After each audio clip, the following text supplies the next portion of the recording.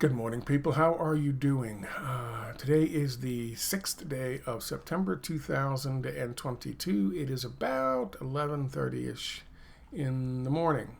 I think today is Wednesday or Tuesday. It's Tuesday, isn't it? Let's find out. I think today is Tuesday. I don't even know what fucking day it is. It's Tuesday. Hi. Tomorrow's video will be a little bit different in that the placement of the camera should be a little bit lower, and you should see something that looks very much like this thing sitting back there. So cross our fingers, we get that thing taken care of. Okay. Today we're going to talk about Chile some more. And we're going to talk about how little Scott knows about Chile. No, my video yesterday was not mistaken. I do believe that there's something really seriously strange about what happened on Sunday. One way or the other. People have been protesting for. People have, a year ago, voted for, 80% of them almost, to revise the Constitution, to get rid of that neoliberal Milton Friedman, Chicago boys / fucking Pinochet, Augusto Pinochet Constitution they've been stuck with for some 40-some years. And when given a chance, they also recently voted for a progressive president in the name of Gabriel Boric. And I pointed out that's not what he is in any way, shape, or form, except for maybe like, I don't know, Cyprus was supposed to be, and Greece back in the day, and of course Barack Obama was supposed to be, and Sanders is supposed to be, and AOC is supposed to be here in the States. So I'm on the money with all of that. What I didn't really understand, and it's understandable that I didn't, and I'll explain why in a second, but what I didn't really understand is when I suggested maybe somebody from Chile come on and talk to me about it, and we do a video and talk about what's going on in the situation in Chile. Now, why does that mean I am naive or I didn't understand the situation? Because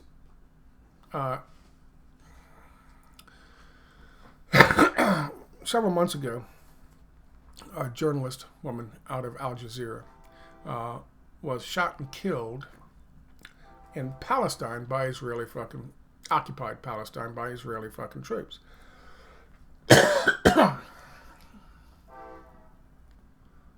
That got a lot of attention. Less so in the mainstream media until the alt media forced the mainstream media to look into it. But certainly, not only just in the United States, but also worldwide, there was a lot of attention paid to that. And rightly so. Deliberately killing a journalist is obviously a violation of any kind of Geneva Conventions, but it's certainly a violation of just what it means to be a fucking human. Shooting a woman who's a journalist is even worse, I guess. Combat is combat, so you're going to have these patriarchal opinions towards what's going on, but shooting a woman, even what's his face, the professional in that movie, what's his face is in, says no women, no kids. That's bad. One journalist. Around the same time, 3 were killed in Santiago, or shot, and 2 died in Santiago, Chile. And what do we hear from the press? And what do we hear from the alt community about them here in the States? Nothing. Absolutely, positively nothing.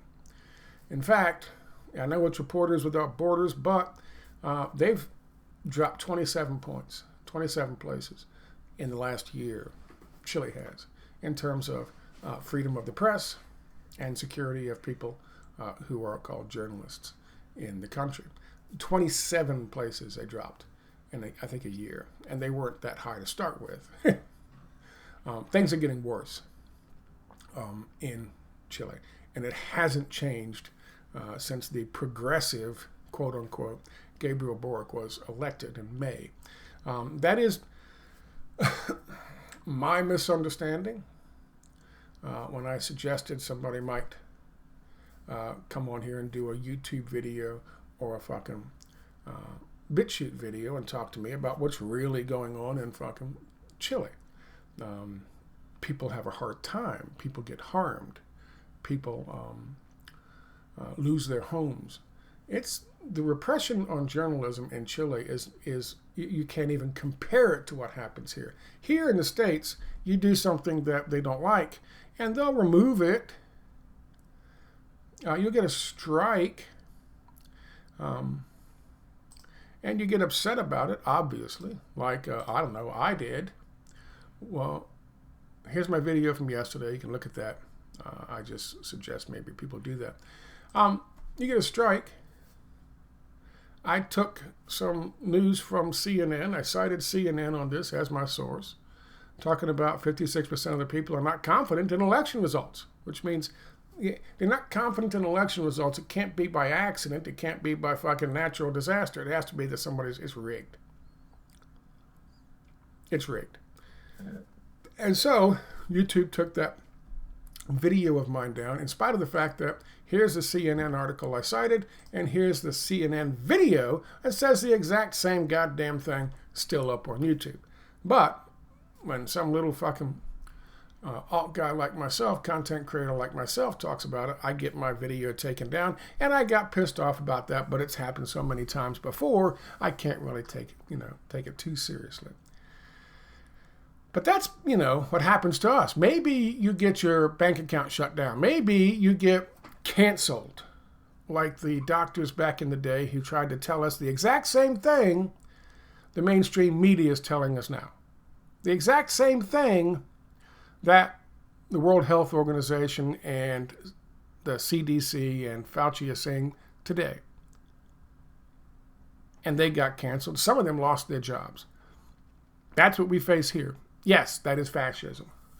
But we are talking about something very different. Here in the United States, if we want a fascist demonstration, the FBI literally manufactures it.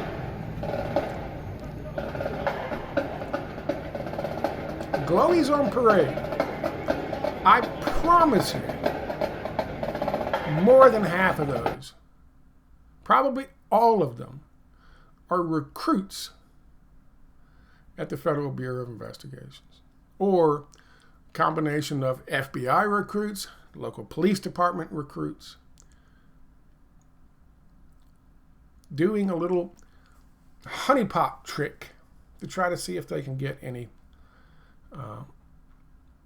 unaware folks to come join in and say, yeah, I'm with you, Z-Kyle and all that. They have to fabricate it here in the United States.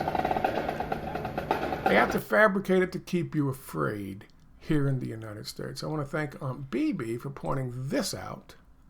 Here is a video from fascists in fucking Ukraine hopping up and down chanting about, if you're not jumping, you're a Russian.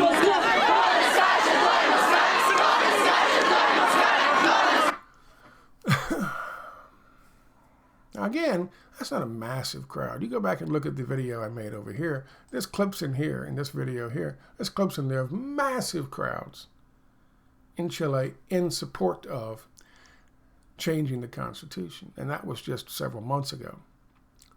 They stopped allowing people doing that in the month leading up to the fucking election.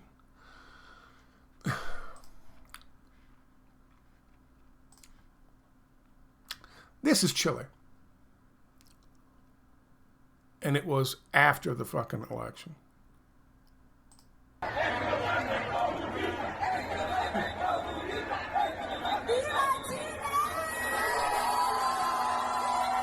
What do you think of the referendum? What do you think they're saying?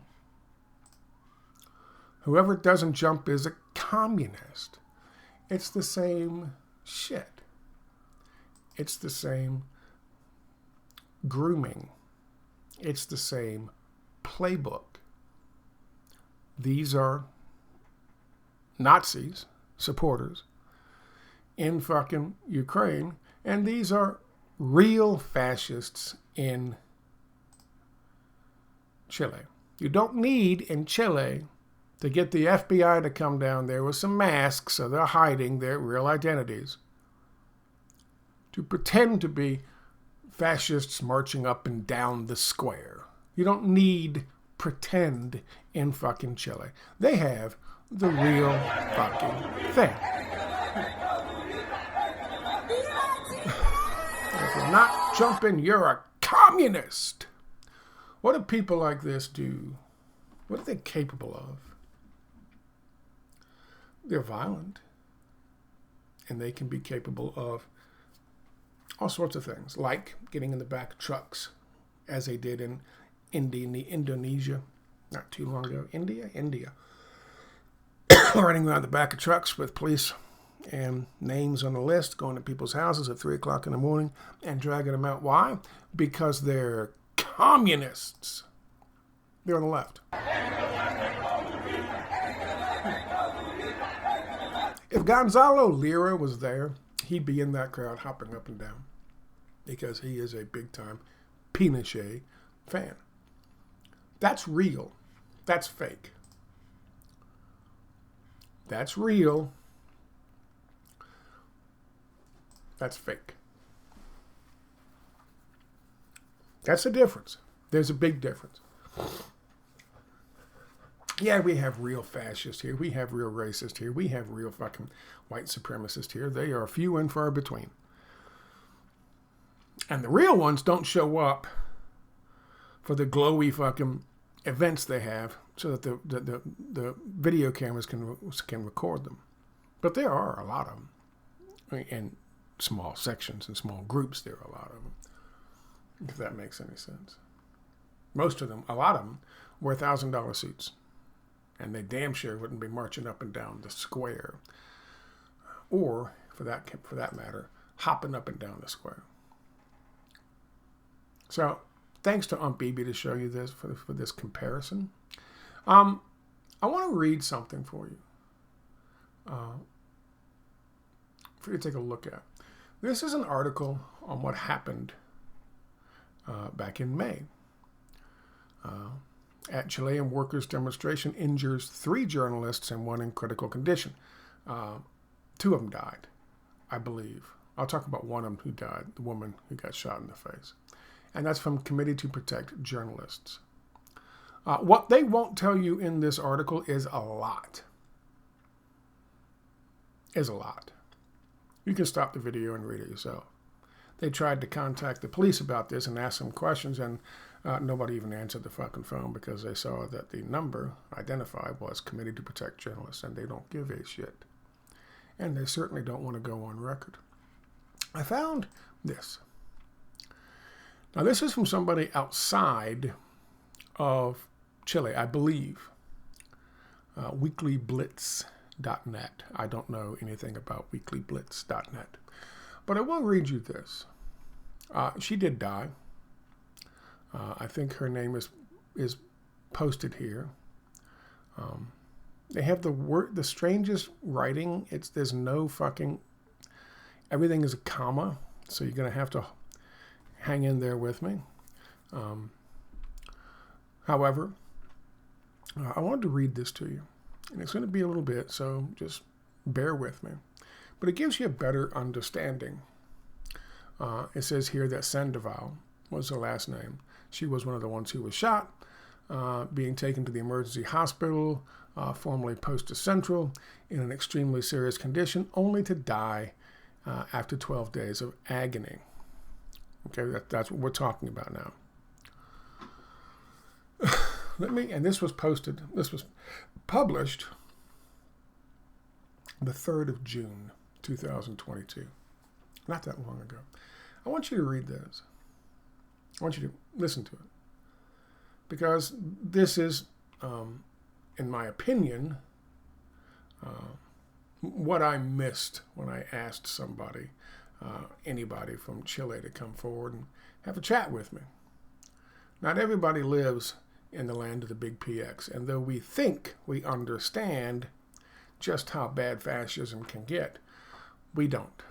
Have a listen.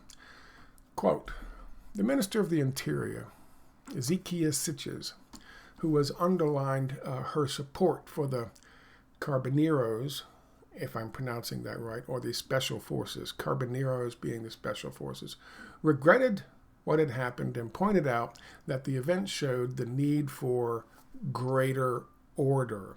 We need more order, she says. But her lukewarm statements were very badly received by public opinion, a fact that was evident in the social network indicators, because an urgent presidential campaign promise, unfulfilled by the current government of Gabriel Boric, responded to a massive and central demand of the citizens since the social outbreak of 2019, which has been waiting for a reform of the Carabineros,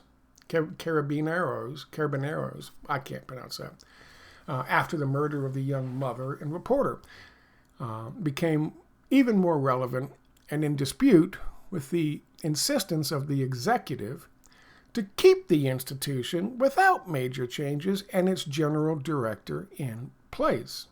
Now, I know it's a massive run-on sentence, but if I could just basically say, so he promised when he was campaigning, Gabriel Boric, they're going to change the Carabineros, Special Forces, because they were running amok. And even after the murder of this young mother and reporter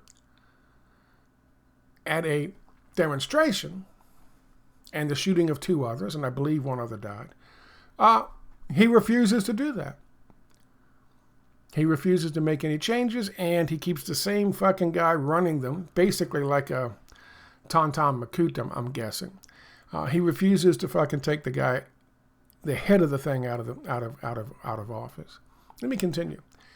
He does all this despite the dissemination of community press videos in which police cars could be seen escorting the gunmen who shot Sandoval and 2 other popular reporters. They took him there, and then when they were done shooting, they took him out. The murder of Francesca, God, Jesus, I can't read names, and the repeated attacks on the press, especially on the free and alternative press covering demonstrations, and the action of the police forces accused by various national and international organizations of systematic human rights violation, prompted the CDP, together with Chilean Human Rights Commission, to file a criminal complaint directed not only against those responsible for the shooting on that fateful day, but also against the Director General of the Carabineros, Ricardo Yanez, to establish his responsibility in the procedures deployed by his subordinates.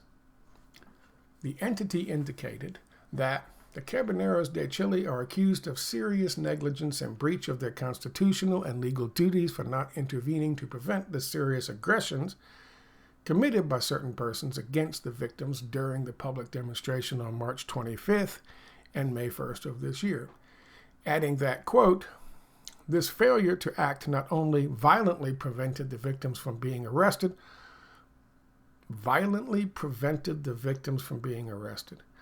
but also prevented them from being arrested and charged for their actions. Not only violently prevented the exercise of the right to freely demonstrate in peaceful manner and to freely and truthfully report the events, thus violating its own protocols of action and national and international standards on freedom of expression and constitutionally guaranteed rights. But its passivity was a direct cause of the damage to the lives and physical and psychological integrity of the victims and their families. Okay, Lordy Jesus. As you can see, basically what they're saying is, obviously, they hold them responsible. And they should, if those videos are correct, showing the police bringing the goddamn shooters there and taking them away. Likewise, the CCHDH pointed out that the ultimate responsibility for these events lies with the Director General of the institution, who should have been aware of the actions of his forces in control of public order. Now, this is really what I wanted to get into.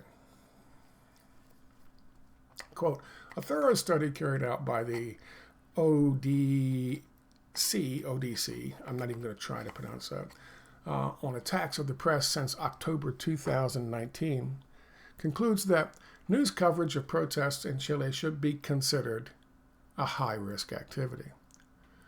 Despite the large numbers of attacks on the press and violations of freedom from expression in Chile, it is worrying that the same study points out that this is an underrepresentation of the true state of the security crisis of those who practice journalism in Chile, explaining that many journalists who are attacked do not report situations of harassment, and according to the direct testimony collected by the observatory, this situation is mainly due to two reasons. Because the police violence against independent community and alternative communicators is already somewhat naturalized by the victims, and also because of the generalized distrust on the part of independent communicators towards institutions such as the judiciary, the public prosecutor's office, the forces of order and security, and the government, pointing out that the victims of attacks have mainly been freelance reporters and independent media. End quote.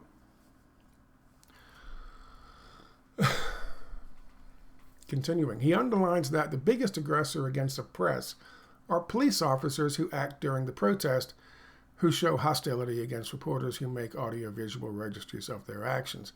And it is precisely in the face of the phenomenon of information siege and disinformation regarding the popular rebellion in Chile, concerted by the hegemonic media and the authorities, that the independent media, the international agencies, and alternative reporters have been the ones doing the job, who have been fulfilling the task of informing and registering the systemic violations of human rights, the setups, abuses, and crimes committed by the Carabineros of Chile, and many times it is the registers of these media and their brave reporters who have been added to legal cases against the corrupt Chilean police. Man, just fucking massive run-on sentences. This whole thing is just a run-on sentence. Just by the way of example, and according to data compiled by this observatory, attacks on the press by state agents in 2019 resulted in 171 victims, 27 arrests, and 102 impacts of projectiles, 5 gases, 3 water cannons, and 34 other types of harassment, with the regrettable figure of 2 cases of lost eyesight in the context of the worst human rights crisis since the end of the dictatorship of former General Augusto Pinochet. And since then, as the report concludes, the phenomenon has done nothing but worsen and has been taking on dangerous normalization traits, which is reflected in the latest 2002 Press Freedom Report from the NGO Reporters Without Borders, where Chile dropped 28 places, not 27, in the world rankings, as well as in the studies carried out by international human rights organizations and the foreign platforms and axis of support for the victims of repression in Chile, mobilized since October 2019 to collaborate directly with the people who are demonstrating and who have been attacked, violated, and persecuted by the state of Chile. Whew. Okay, just one massive, long, run-on sentence. You see what we're talking about.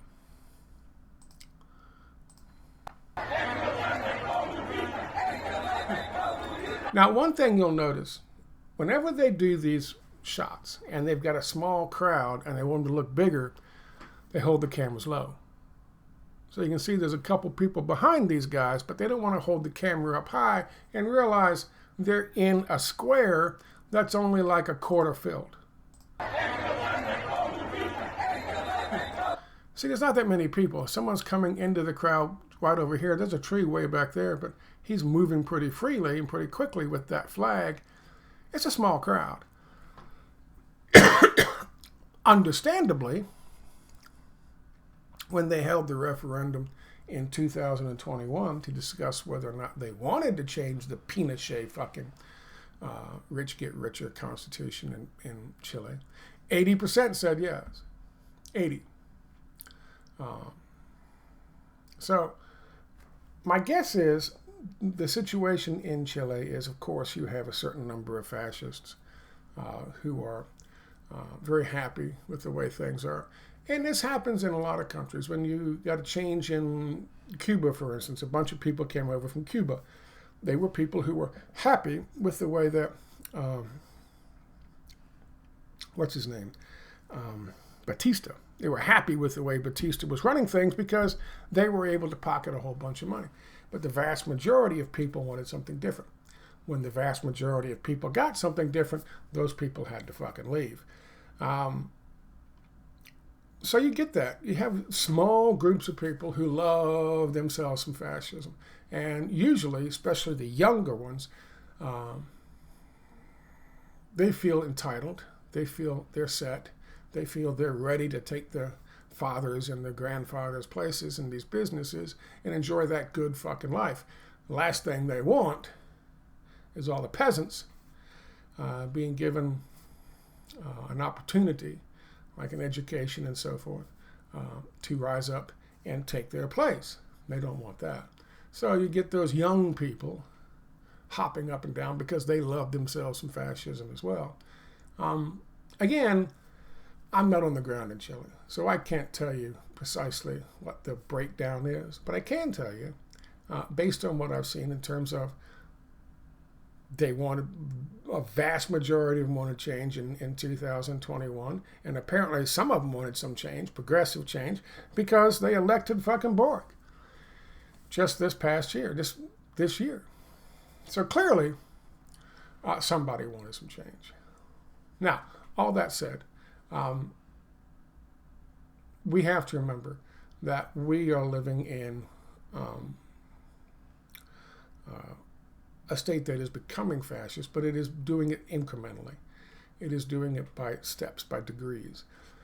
We need to fabricate the fascists marching up and down the square via the FBI or maybe via some local police departments and their fucking young recruits. We have to fabricate that shit here in the States. And here in Ukraine, you don't have to fabricate it. They exist. And they are dangerous. I don't know. I'd have to guess, but I don't know. But if it's the same as what's happened in places like Indonesia and India, I think Argentina, and a lot of places, when they install neoliberal economic ideology and the fascists take over, I don't know what's more dangerous: the police departments, the police forces, the secret police, the Savak in terms of Iran, or the Tantan Makut in terms of Haiti. And I don't know what's more dangerous: the police departments, the police forces, or the people, the fascists themselves. Because like I said, when they went around in India, and I forget who the writer who talked about this, who wrote about this, when they went around in India, the cops couldn't do it. They couldn't get away with it, so they got a truckload of brown shirt supporters to do the dirty work for them. So I don't know what's more dangerous. I know in Indonesia, you would have these brown shirts running around snitching out the leftists in the neighborhoods. So then those names could be added to lists, and those 2 weeks later, those people would be gone.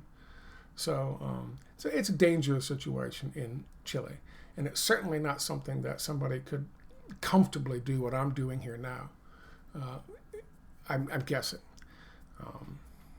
And according to that one article, and according to Reporters Without Borders and other institutions, they feel the same way, especially people in my situation. Not my situation, but alternative independent journalists. Things might get kind of rough for them. So just a better understanding maybe of the situation that's taking place, what's going on in Chile, and maybe a clearer picture as to why you're not getting a lot of information from on the ground in Chile, because it's quite literally a dangerous occupation. I don't know, maybe because the Palestinian rights cause is gets more attention, why it is that one journalist getting shot over here is more important and more valid and more gets a lot more attention than the 3 journalists getting shot over here, especially when you have at least one of these 3 dying, I think maybe 2.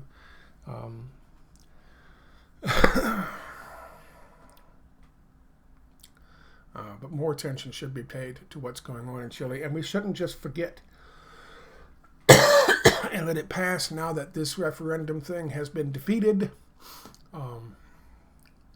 and let what's happening to Chile continue to happen in the dark of night, with no one there being able really safely to speak out to it or speak to it internationally, and apparently nobody out here caring enough to lift the veil a bit and peek inside and see what's really going on in Chile. I certainly hope in the future that I pay more attention. I'm as guilty as that as anybody else, and I pay more attention to what's going on down there.